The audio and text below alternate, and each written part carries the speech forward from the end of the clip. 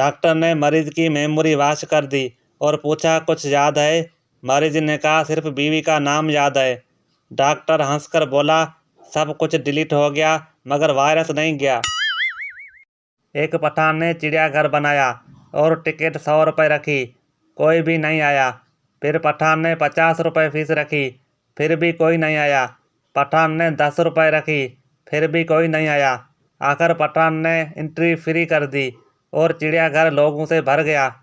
पठान ने शेर का पिंजरा खोल दिया और बाहर निकलने की टिकट 500 रुपये कर दी।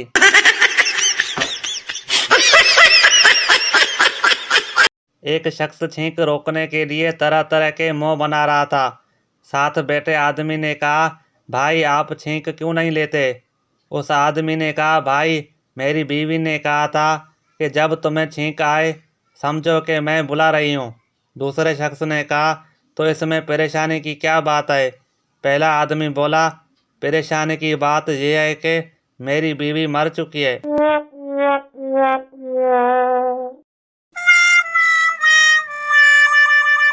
चूजा अपनी माँ से बोला, माँ इंसान पैदा होते ही अपना नाम रख लेते हैं, हम लोग ऐसा क्यों नहीं करते?